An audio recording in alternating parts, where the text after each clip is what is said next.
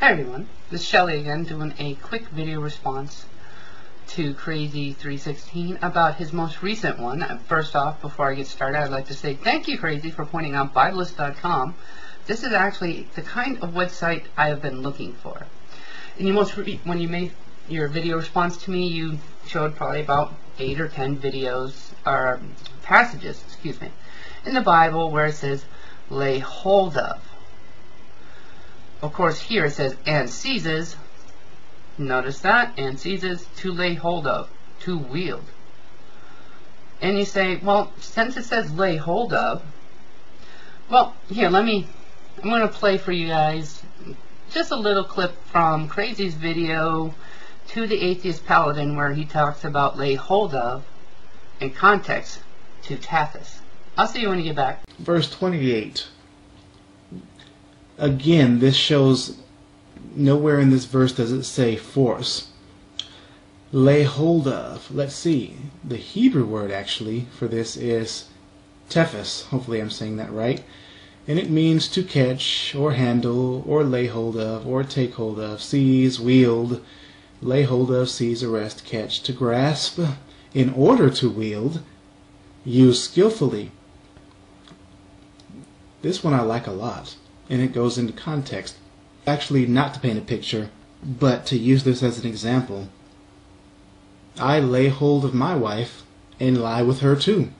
Alright, so now you got where Krazie stands on the word Taphas and lay hold of.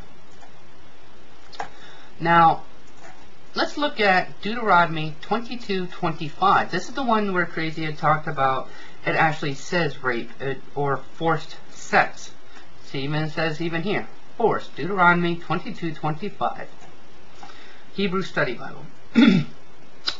Now, so to grow firm or strong, to strengthen. The word in 22:25 is chazak. It means short definition, to aid. Definition, to be or grow firm or strong, to strengthen. And I would like to point out to you real quick, it does say in here, lay hold. So your whole definition where you showed where it said lay hold and said that that means it was consensual. So does that mean that 25 was consensual as well? Or is it possible that you were quite possibly wrong? Now personally, the way 25 to 29 reads to me is it's one giant passage, but it's split in two because 25 to 27 describes a woman that is promised to be wed, and 28 and 29 describes a similar situation where the woman isn't promised to be wed. Now let's take a quick look at the social, the social aspect of it. 25 to 27. Why would you have to say not to hold it against her, that she was raped, that she was made to have a sexual act against her will? It's because back in those days, they were traded as property. Krazie, I know, has done a few videos, and I completely disagree, and I'm not even going to bother going through why. But the basically, it was a shotgun wedding. How's that sound?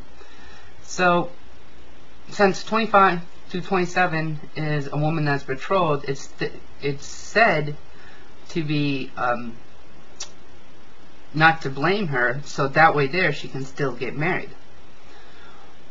Now, 28 and 29, the woman that's lay hold of, raped, forced to have a sexual act against her will, is she's not promised. So a lot of people back then didn't want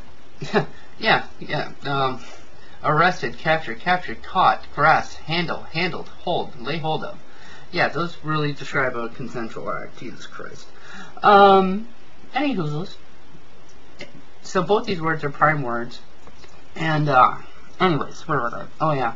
28 and 29 is about a woman that's not. And back then, women that had had sex with men before they were married were a lot less desired. They were less likely to get to marry up, and parents raise their daughters to be able to marry up and bring their family up, because basically it was a trading.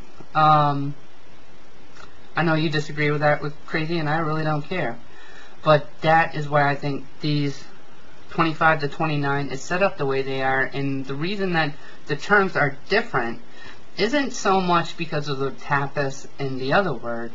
It's because whoever was writing this took some artistic liberties to change the sentences around so it didn't say the exact same thing, and to keep the reader engrossed in the book.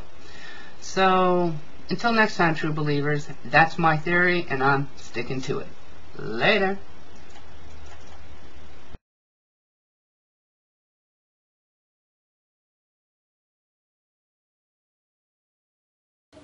Deuteronomy 22 and 28 would be Exodus 22 and 16, where it says, "And if a man entice a maid that is